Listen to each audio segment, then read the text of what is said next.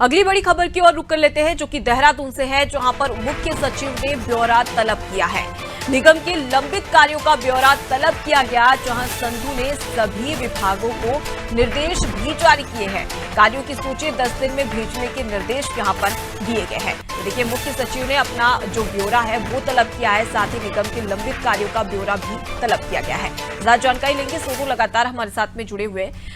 सोनू, मुख्य सचिव ने अपना ब्यौरा तलब किया है, अब ऐसे में किस प्रकार से इसे देखा जाए, क्या कुछ इसके मायने निकाले जाए? देखिए,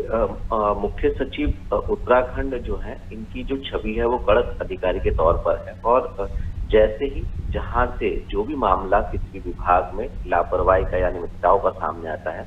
लिहाजा उस पर तत्काल एक्शन लिया जाता है, क्योंकि ये मामला भी लापरवाही का ही है। और जो यूपी निर्माण निगम है, उसने अपनी जिम्मेदारियों का निर्वहन नहीं किया है। कुछ ऐसे मामले हैं जिन मामलों में सरकार की तरफ से धन आवंटित कर दिया गया है, लेकिन निर्माण कार्य शुरू तक नहीं हुए हैं। अब जब ये मामला सरकार के संज्ञान में आया तो मुख्यमंत्री सचिव ने अपनी नाराजगी व्यक्त करते हुए संबंधित विभागों के अधिकारियों को एक दिशा निर्देश दिए हैं। साफ तौर पर दो टूक कहा है कि 10 दिनों की समय सीमा में जो है निर्माण कार्यों की जो वस्तु स्थिति है उससे अवगत कराया जाए, उसके बाद शासन स्तर पर इस पर एक्शन लिया जाएगा। और इसके साथ साथ ये भी सुनिश्चित किया जा रहा है मुख्य सचिव के स्तर से कि जो उत्तर प्रदेश के मुख्य सचिव हैं उनसे इस मामले पर बात की जाएगी, क्योंकि कई मामले ऐसे सामने आ चुके हैं जहां पर उत्तर प्रदेश निर्माण निगम के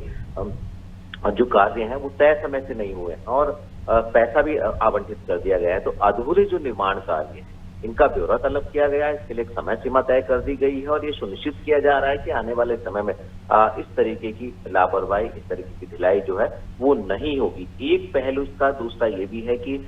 जो तमाम बड़े बड़े निर्माण कार्य हैं या सरकारी संस्थान है उसमें उत्तर प्रदेश निर्माण निगम का सहयोग जो है वो उत्तराखंड के तमाम संबंधित विभाग के इंजीनियर और विभागीय अधिकारी ले रहे हैं। तो क्या ये सवाल भी खड़ा हो रहा है, क्या उत्तराखंड में इस स्तर के इंजीनियर या विभाग के अधिकारी नहीं है? जब हम उत्तर प्रदेश के अधिकारियों से निर्माण निगम में सहयोग ले रहे हैं तो ये अब देखना होगा कि आने वाले समय में आखिर किस तरह से शासन के उच्च अधिकारी, मुख्य सचिव और सरकार के संबंधित विभाग के मंत्री जो हैं वो किस तरह से इस तरीके की चीजें रिपीट ना हो, ये सुनिश्चित करेंगे। जी सोनू, जो काम अधूरे पड़े हैं, कहीं ना कहीं यहाँ पर अधिकारियों की लापरवाही भी सामने आती है, क्योंकि राज्य सरकार की ओर से, जैसा कि आपने भी जिक्र किया, कि राशि अंतरित कर दी गई है, लेकिन उसके बावजूद भी अभी तक निर्माण कार्य पूरा नहीं हुआ है। ऐसे में जाहिर सी बात है कि एक सूची भी, एक फेहरिस्त भी राज्य सरकार के पास में होगी। और ऐसे में आगे क्या कुछ, अगर ये जो अपूर्ण कार्य है उसे पूरा नहीं किया जाता है समय सीमा पर,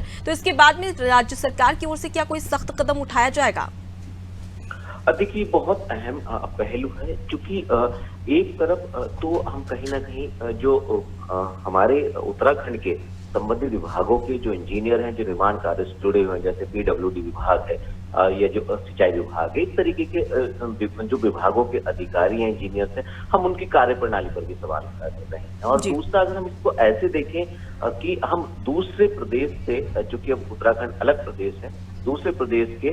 जो निर्माण निगम है हम उनसे कार्य करा रहे हैं, तो कहीं ना कहीं इस पर टैक्स का भी भार राज्य सरकार पर पड़ रहा है। और ऐसे में ये दोनों ही चीजें जब सामने आ रही है, और इससे ज्यादा गंभीर ये है कि खास तौर पर तय समय सीमा पर निर्माण कार्य नहीं हो रहे हैं, तो अधूरे निर्माण कार्य कहीं ना कहीं वो एक सवाल खड़ा कर रहे हैं। तो ऐसे में उत्तर प्रदेश के मुख्य सचिव से भी बात किए जाने की बात कही जा रही है और साफ तौर पर आने वाले समय में क्या उत्तर प्रदेश निर्माण निगम से ही कार्य कराए जाएंगे, ये भी अपने आप में एक अहम सवाल खड़ा हो रहा है। तो अब देखना होगा कि आने वाले समय में आखिर ये ब्यौरा तलब करने के बाद जो अधूरे कार्य हैं इनको पूरा करने के लिए शासन स्तर पर आखिर क्या निर्णय लिया जाता है। बिल्कुल, और राज्य सरकार की ओर से इस पर क्या कुछ फैसला लिया जाता है, ये भी देखने वाली बात है। मैं आपके पास लौटूंगी सोनू, आगे भी आपसे अपडेट्स लेंगे। तो मुख्य सचिव ने ब्यौरा तलब किया है, जहां पर आपको बता दें कि कार्य में लगातार लापरवाही राज्य सरकार के सामने आ रही थी और जो निर्माण कार्य है वो अधूरे पड़े थे, जिस पर अब राज्य सरकार सख्त नजर आया है और इसी के चलते अब तलब किया गया है। तो ब्यौरा तलब किया गया है